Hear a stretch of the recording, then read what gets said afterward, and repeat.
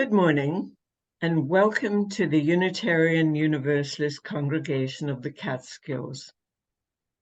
Our minister is Reverend Bob Janis, and I am Jenny O'Grady-Giddy, a member of the Worship Committee and the Worship Associate for this morning. Welcome to all Zoom attendees. I'm going to share the screen.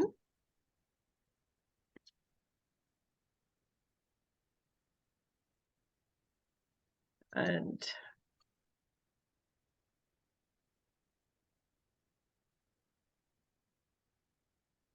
here we go, slideshow from current slide. Unitarian Universalism is a liberal religious faith that carries no creed and welcomes all seekers. We are guided by a set of principles and written sources that encompass the many ways we come to know and understand the world, the universe, and the divine. Our principles are important to us at UU Catskills, and we try to live our values on a daily basis. We affirm that Black Lives Matter. We are a welcoming congregation for the LGBTQ community.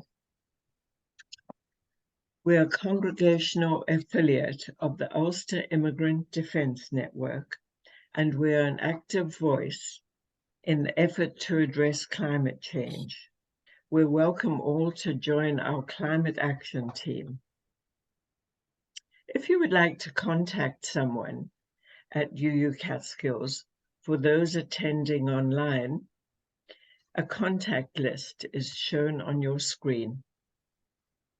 You can visit our website, uucatskills.org, to find contact information and also to be added to the mailing list and to find the newsletter. If you're a visitor online and would like to be added to our mailing list, you can put your name and email address in the chat box area on Zoom. Weekly updates are sent by email, and you can find our newsletter on the website. Today we'll be hearing from Reverend Craig Schwalenberg.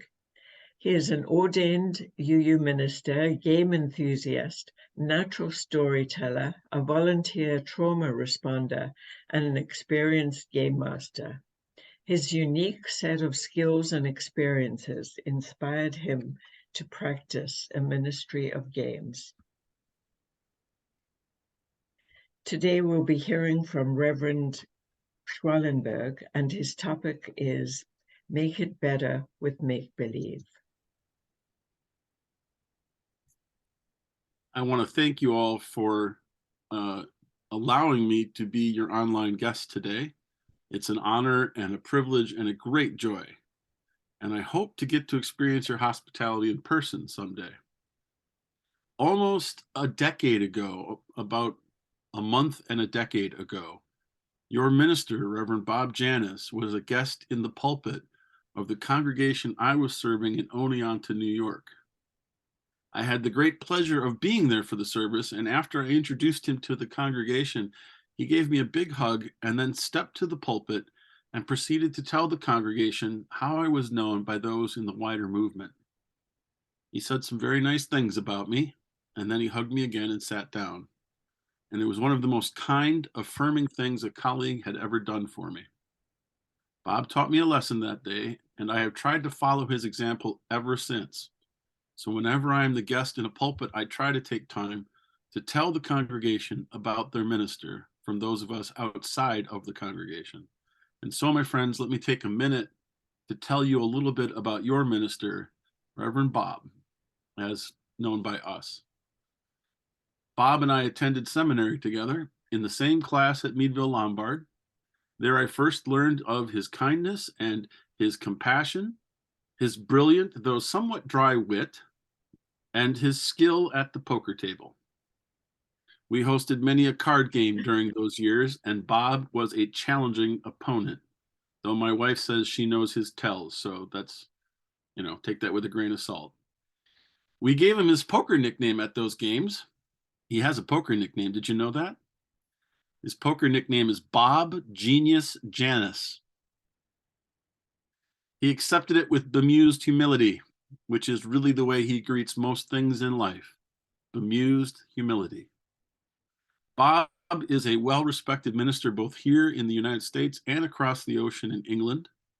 He's a game designer, a poet, an author, a hell of a father. And amongst his cohorts from Meadville Lombard, he is recognized as a most brilliant, most amusing satirical writer. For years, a small group of us gathered every February, this week in fact, for a reading retreat held at a UU home in Oklahoma. And every year, Bob wrote the minutes of that meeting before we actually arrived. Even when he couldn't attend, he sent the minutes. They became a touchstone for us, a reminder of who we were, of the joy in our company, and the love we all shared for one another. That's what Reverend Bob Janus does.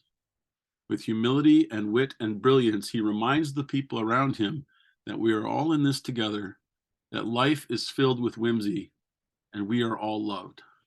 I'm proud to have him as a colleague, and I am beyond grateful to call him my friend. And I hope his time with you has been a blessing, and his departure will be bittersweet, but well done. And now I've returned the favor that he paid me over a decade ago. Thank you.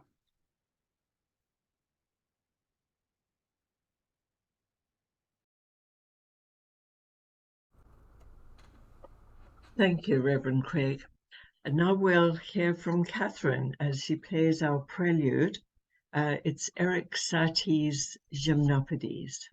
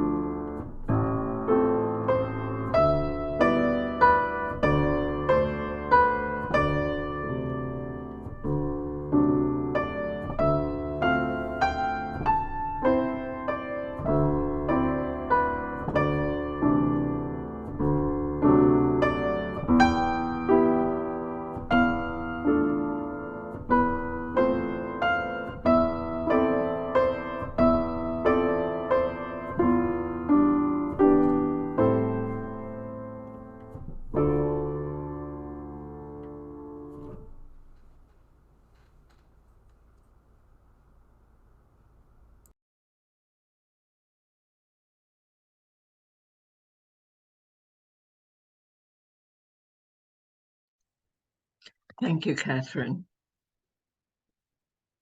If you have a chalice, I hope you have it ready, and I'm going to read the chalice lighting words. We light this chalice in grateful, loving community. Even in the darkest of times, may its flame light paths to courage, justice, and hope.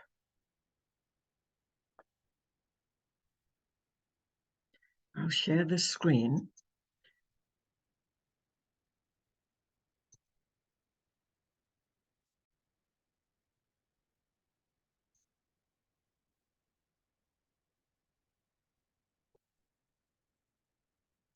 And we can read the UU Catskills affirmation together. May we be reminded here of our highest aspirations and inspired to bring our gifts of love to all living beings.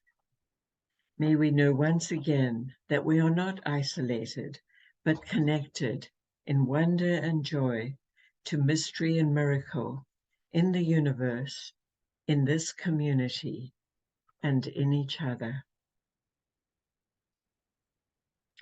Reverend Craig will now read the call to worship. Our call to worship is adapted from words written by Beth Merrill Neal on her blog, Hold Fast to What Is Good, adapted and used with her permission. We are called to joy, taking our turns with wild abandon, sure of the love that buoys us, sure of the laughter that awaits. We are called to play with the sacred, with each other, with creation, abandoning the grip of control, releasing solemnity, trusting in what will be, basking in the warmth of the divine, in love and in laughter. So may it be. Thank you. Now it's Catherine and Ella are going to sing "'Tis a Gift to Be Simple."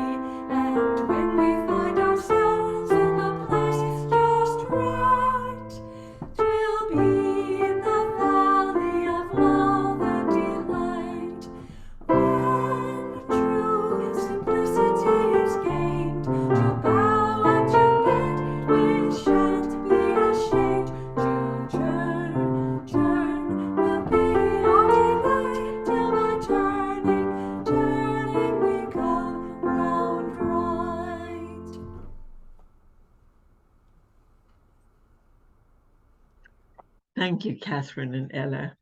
Lovely to see you back here, Ella. And now Reverend Craig will read the heart story. Well, I won't be reading the story, but I will be telling it, and I'll be telling it with you all as well. Today's story is a different kind of story. It's a story that's never been told before, and it's likely never to be told again, because we're going to tell the story for the first time together today. My more theologically minded colleagues would call this a process theology story. The actors and drama teachers in the room might call it an improv story. And if you're a gamer, you might call it a modified Mad Lib or a collaborative word game of storytelling. And all of you would be right. Now, obviously, this works a lot better when everyone's in the same space, but we can adapt. Now, you're all muted, so you're not going to be able to shout out answers, which means some of you are going to have to type it in chat. Um, so, uh, when I get to a spot where I need some assistance, I will wait until somebody types something into the chat, and then we will use that as part of the story. Once I've used yours thing, please don't type it again because we want to give as many people a chance to participate as possible. All right, so first we need a title. You may have noticed in your order of service that the title has a couple of blanks. This is the story of the blank that blanked. Let's fill it in. What's the title of our story? The blank that blanked. What should we fill those blanks in with?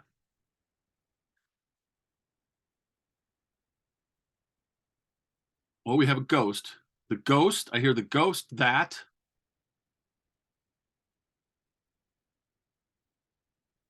swam. Okay, the ghost that swam. That's the name of our story. The ghost that swam. Okay, now we have a title, so we can tell the story of the ghost that swam. Once upon a time, in a land not so far away, in a time not so long ago, there was a ghost. And the ghost loved to go swimming. The problem is the ghost didn't have a place to go swimming where it normally haunted. So it wandered around the neighborhood looking for a place where it could go swimming. And the first place it found was a lake. And so there was a nearby lake. And so it would go to the lake and go swimming. And there it would run into many another creature, fish and ducks. And what else might it run into in the lake? An eel. And it was a very strange encounter between the ghost that swam and the eel because they both scared each other. The eel was quite terrified, almost to death. And the ghost, well, the ghost was already dead. So it wasn't that scared. But it was a terrifying experience. And the ghost decided that that is not the best place for it to swim. One, out of not wanting to run into more eels, but two, it was scaring all the fish and the ducks and that eel. And it was a considerate ghost. So it left the lake and went looking for a new place down the road to go swimming. Where else should our ghost go?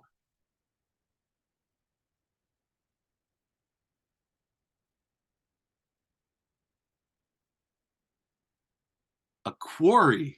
Oh, goodness. Okay. The ghost went down to the road found a quarry with a water in the middle of the quarry, is what happens with rock quarries, and decided to go swimming there. And unfortunately, quarries are dangerous places to go swimming.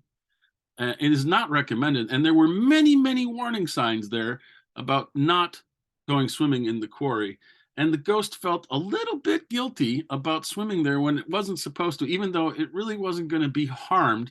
So after a while, it felt a little lonely and felt a little bit guilty about breaking the rules. So it left the quarry to look for someplace better. There had to be someplace better that it could go swimming. Where could it go?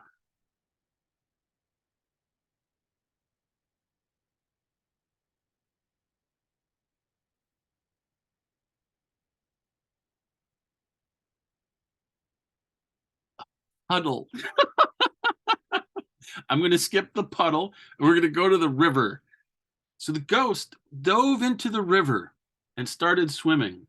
And it was actually not bad. There were more animals again that were afraid of it, and that kind of bothered it. But worse, it didn't realize that the river would actually flow. And as it was swimming in the river, it found itself moving down the river further and further past from where it used to be until finally it was where it didn't recognize anything. And it climbed out of the river and found itself where?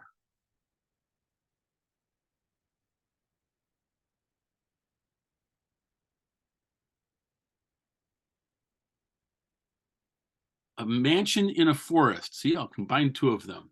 Found itself at a near mansion near a forest, and there it wandered up to the house to try and ask for help, or at least directions of where it was.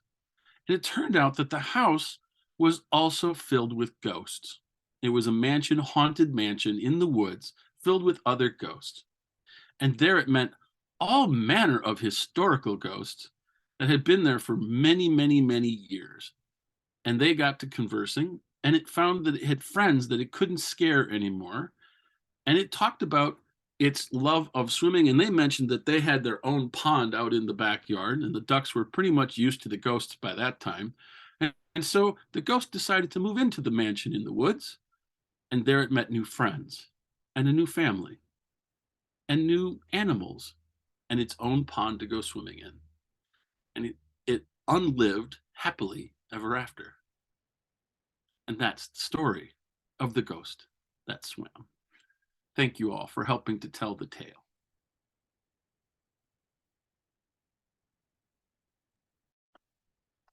Thank you, Reverend Craig. I enjoyed that story, the happy ghost at the end. It's time for joys and sorrows, and I'm going to pause the recording. If you would like to write in the chat any particular joy and sorrow.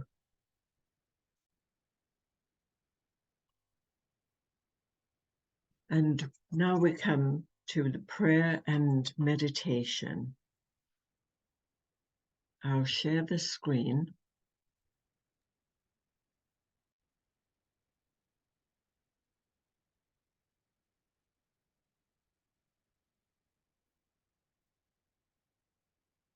And Reverend Craig will lead us in the meditation.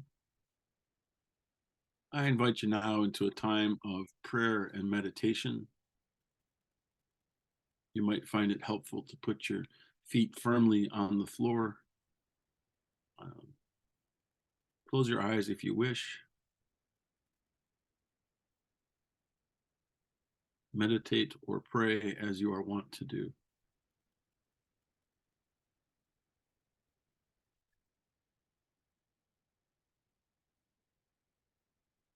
I address my prayers when I pray to the great love that holds us all.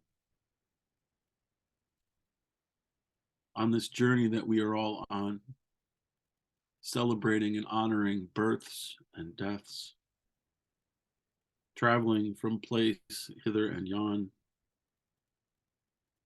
moving towards our goals and our dreams, taking care of one another, and practicing love in many forms. For those of us who grieve, may we feel compassion and love and connection. For those of us celebrating, may we find joy and those to share it with.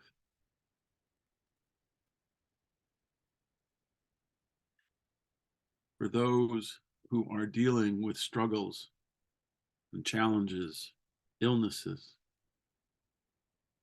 you find strength and those to take care of you and carry you through those times when you are unable to do so on your own. And together, may we remember we are connected and that the world is filled with love. And we are a part of that. So may it be. So may it be.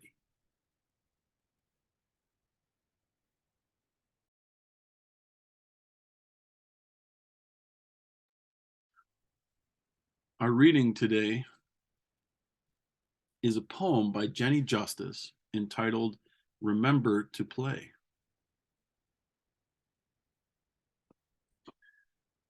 We forget what it is like to laugh, to play.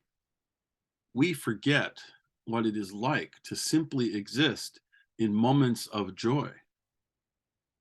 The one thing that separates adults from kids is not age, not time, not wisdom, not responsibility, bills, work, or things we label as adult that are just bad habits dressed up as something we've earned the right to do. Drink, gamble, use people, use each other, be snide, be snarky, suppress our feelings. No, what makes an adult is, and a child is, well, the difference is an inability to play without fear, to play without restraint, to play without feeling foolish. We forget, we forget, we forget.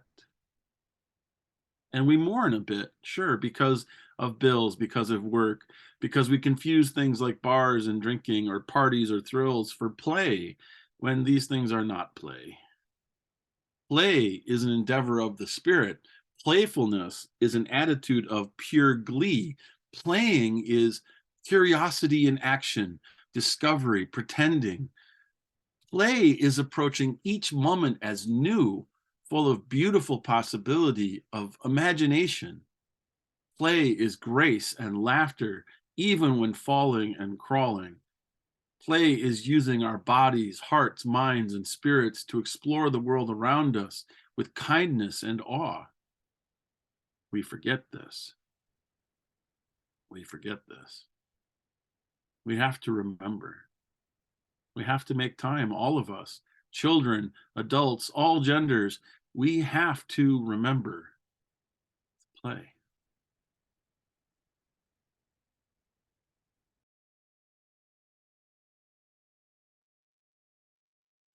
Thank you. We definitely all need to remember that. We're moving on to our offertory. The half-plate donations for February will be shared with the Center for Creative Education. CCE is a non-profit community center for arts, technology, wellness, and cultural education. And there are ways to donate. You could try taking a photo with your phone of the QR code. That works, I've tried it.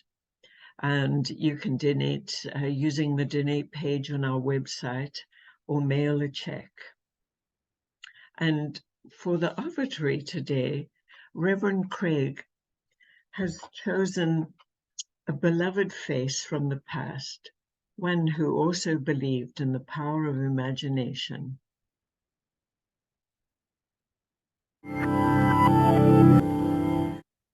Hi, neighbor. Welcome again to this neighborhood. I'd like to show you something. You know what this is? Maybe if I press this button. This is a cassette player with a little cassette in here, and there's nothing written on it, so we'll just have to play it to see what it is. Do you ever imagine things? Are they scary things? Are they scary things? Do you ever imagine things? Things you'd like to have? Did you ever see a cat's eyes in the dark and wonder what they were? Did you ever pretend about things like that before? Did you ever grow anything in the garden of your mind? You can grow ideas in the garden of your mind. It's good to be curious about many things. You can think about things and make believe. All you have to do is think and they'll grow. Imagine every person that you see is somewhat different from every other person in the world. Some can do some things, some can do others. Did you ever think of the many things you've learned to do? Many things you Did you ever grow anything in the garden of your mind? You can grow ideas in the garden of your mind. It's good to be curious about many things. You can think about things and make believe. All you have to do is think and they'll grow. Did you feel like going like that? Let's give the fish some food. Mr. McFeely, I didn't order any whistle.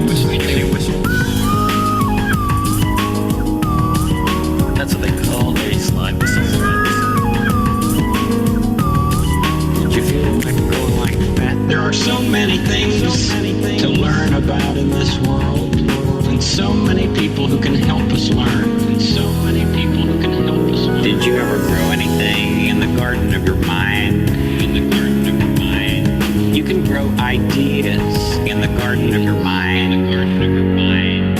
It's good to be curious about many things. You can think about things and make believe. All you have to do is think. You can think about things and make believe. All you have to do is think, and they'll grow.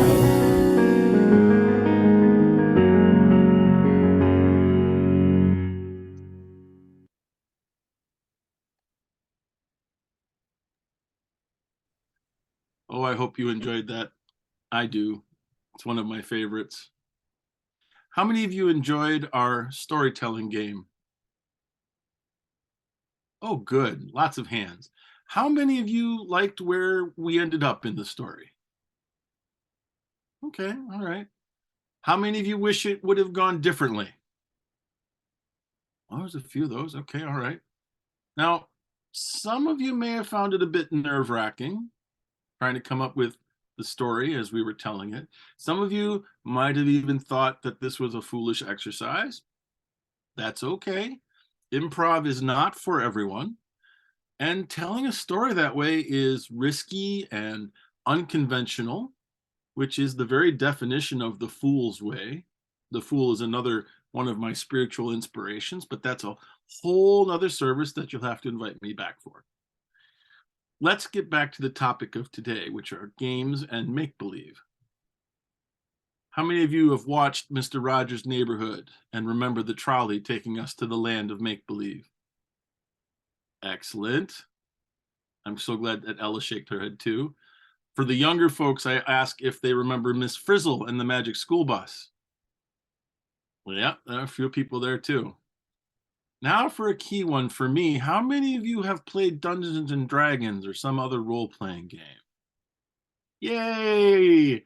Oh, that's more hands than I expected. That's fabulous. How about how many of you have played make-believe when you were a kid? Everybody. How many of you has played make-believe as an adult? Okay, not as many. Are you sure? If you don't play games of make-believe as an adult, you might ask yourself, why not? Why did you stop? Our imagination is a wonderful gift.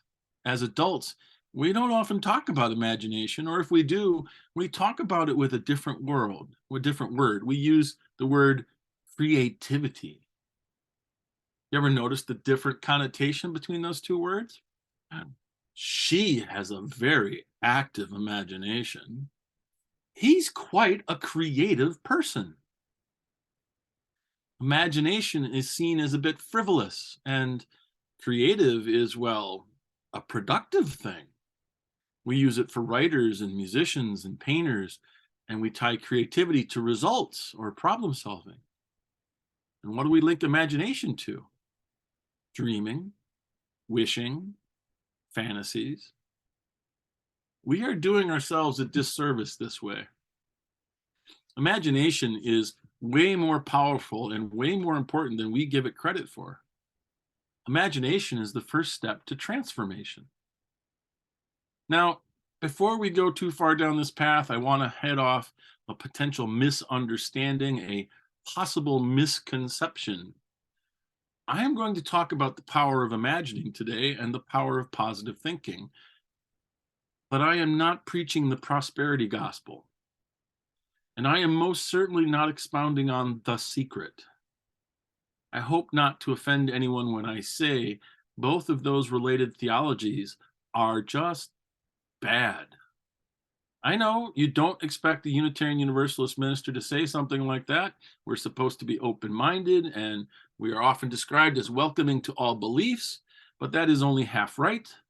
We are open-minded, but not so much that our brains fall out. And a close study of the prosperity gospel and the secret will quickly lead you to some very ugly places. Places not consistent with our UU principles or our message of love and respect for all. So I am not talking about those today. I'm talking about playing make-believe and the amazing power of our imagination. More and more, scientists are discovering that what we think about makes a huge difference in our moods and our mental health, our physical health, and in our short-term and long-term success, however you may define that loaded word. Olympic-level athletes use visualization to see themselves performing every part of their sport, including crossing the finishing line, breaking the record, clearing the bar, whatever they hope to accomplish. Visualization is not another word for imagination. It's solo role-playing. Therapists and teachers have been using role-playing for decades, usually asking people to imagine themselves in a certain social situation, facing a difficult, stressful encounter, and acting out how they would navigate it. Sometimes this is a solo exercise, sometimes it's done with a partner. How many of you have been asked in a training or a workshop to do a little role play with somebody? How many of you enjoyed it? Oddly enough, considering I am a professional game master, an empath, and an extrovert that absolutely loves role-playing games, I loathe role-playing exercises at workshops. I usually head out for the door as soon as they begin, so I do not have to participate. The difference is very few of us want to role-play ourselves in difficult or challenging situations. We have a word for that already. It's called life. Role-playing is way more fun when we can pretend to be someone else doing something amazing, somewhere or someone else fantastic. Turns out it is also rather therapeutic too. In the last couple of decades, many social scientists, psychologists, and therapists have started using role-playing games with their clients, young and old, to help build communication skills, creative problem solving, ego strengthening, identity exploration, confidence building, sharpening focus, delaying gratification, adaptive behaviors, anger management, and many other therapeutic outcomes. Role-playing games have become a popular means of helping those on the autism spectrum. Role-playing games have proven amazingly effective with our incarcerated populations in teaching social skills and survival skills that make recidivism less likely. In schools, prisons, churches, boardrooms, the power of make-believe is being harnessed with games to help people make significant changes. And we do it every day, usually in ways we aren't even trying to. How many of you consider yourself to be worriers? You know, the worst case scenario thinkers? I used to do that too. My wife, Cheryl, is a trained certified consulting hypnotist. Her ministry is one of teaching people how to use their thoughts and their imagination to help them make improvements and changes in their day-to-day lives. I'm very proud of her. And she says, worry is a terrible waste of your imagination. She's taught me a great deal about the power of our beliefs and our thoughts and our make-believe. That's what worry is, you know. Worry is a solo game of make-believe in a horror genre. It's us mentally casting ourselves in a disaster flick. Personally, I'd rather be a superhero or an adventurer in a heroic story, wouldn't you? Our thoughts lead to feelings, and they in turn lead to actions and reactions. Now, some people think feelings lead to thoughts, and they are only partly right. Let's say your heart rate is up. Your palms are sweaty, your stomach is a little fluttery. How are you feeling?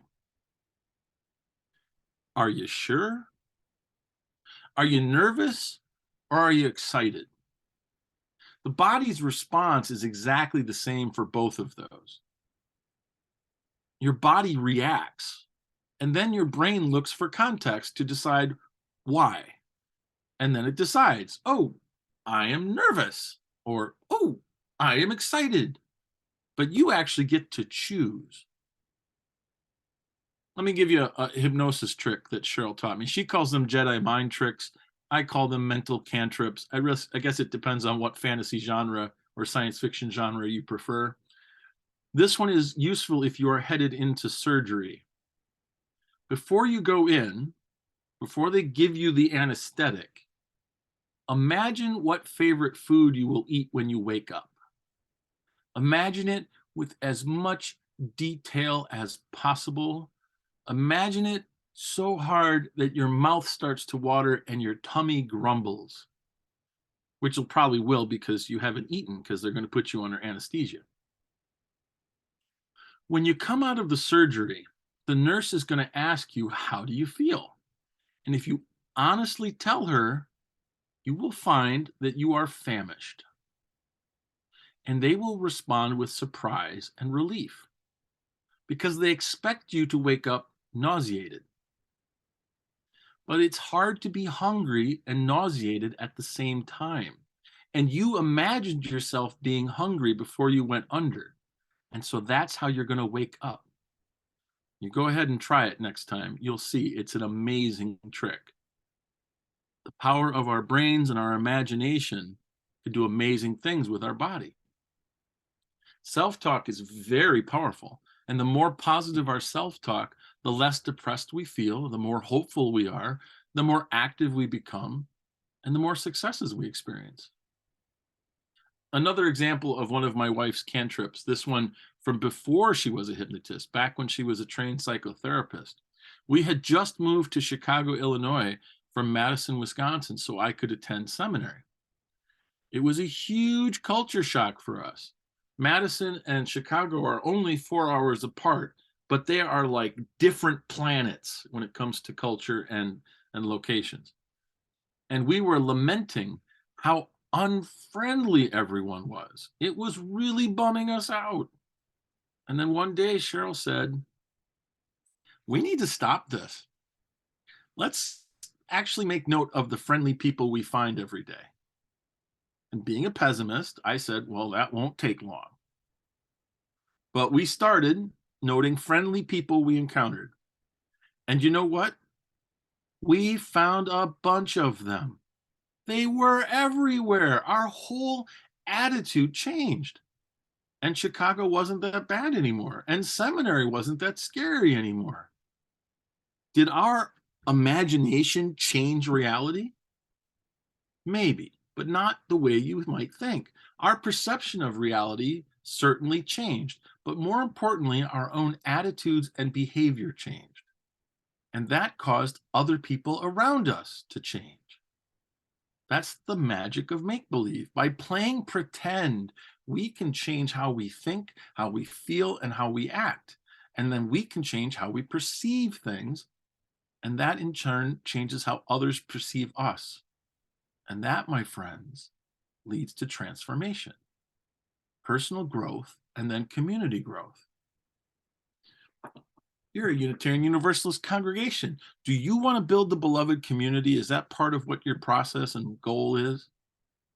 Then start by imagining it right now, with you in it. How do you act in that world? How do others act in that world? Play that game every day and see what happens. I love to play spiritual games. I share spiritual games for folks to play on my YouTube channel. Games that help us change our way of being, our ways of interacting with the world. Playing games has always been a sacred act. Religious rituals often contain aspects of games of make-believe in them.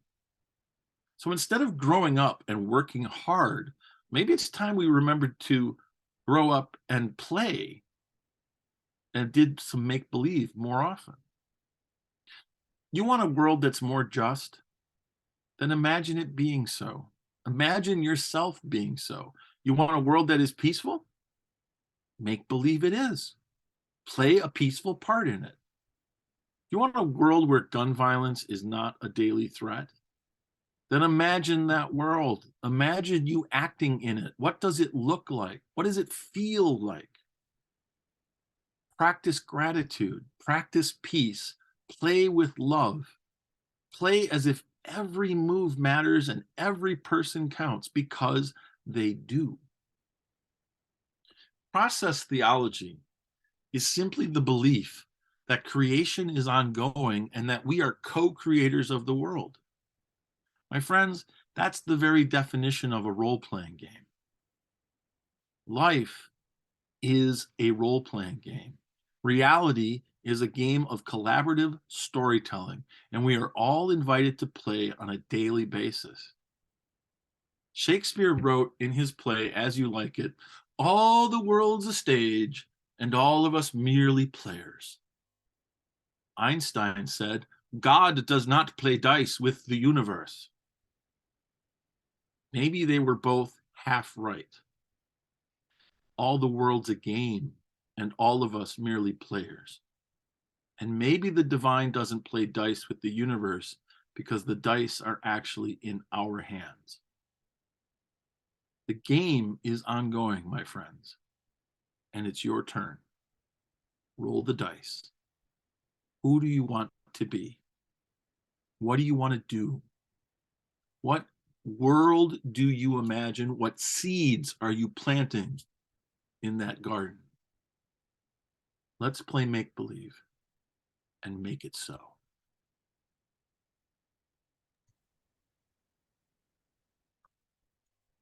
Thank you, Reverend Craig. I really appreciated that. I'm going to share the screen.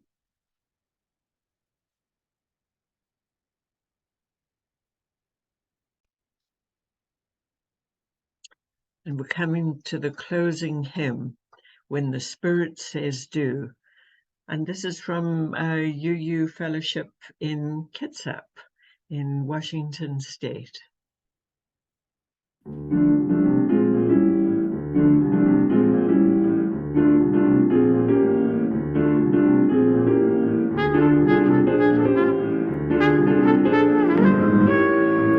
You got to do when the Spirit says do. You got to do when the Spirit says do. When the Spirit says do, you got to do. Oh Lord, you got to do when the Spirit says do. Spirit says do. Spirit says do. Spirit says do. Spirit says do. Spirit says do. Spirit says do. Sing when the Spirit says sing. You got to sing when the Spirit says sing. When the Spirit says sing, you got to sing. Oh Lord, you got to sing when the Spirit says sing. Spirit says sing. Spirit says sing. Spirit says sing. Spirit says sing. Spirit says sing. Spirit says sing.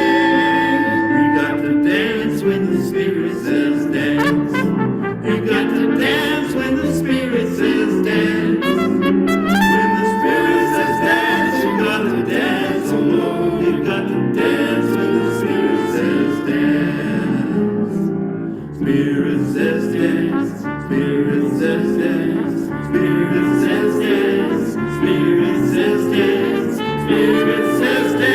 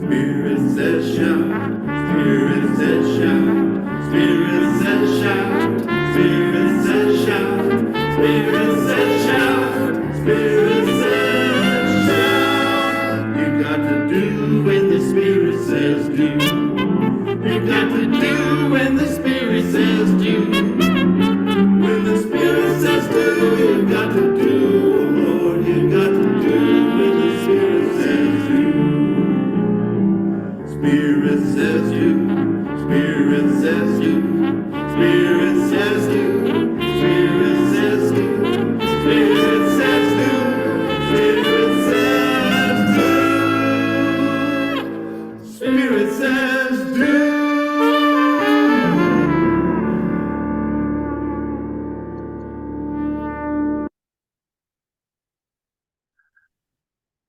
Imagine a world of love, justice, and peace. Believe in a world filled with laughter and beauty and joy. We each have a role to play in such a world. Such a world is this world waiting to become. Transformation and fun await us all. It's our turn. Let's play.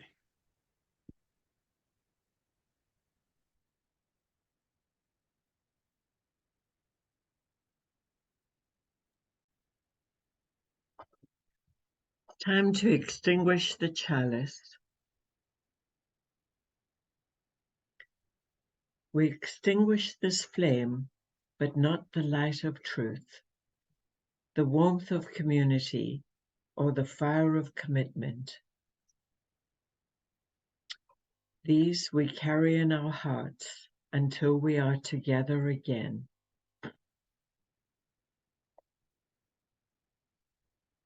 And Catherine and Ella will lead us in the sung benediction. From you I receive, to you I give, together we share, and from this we live. From you I receive, to you I give, together we share, and from this we live. Beautiful. Thank you.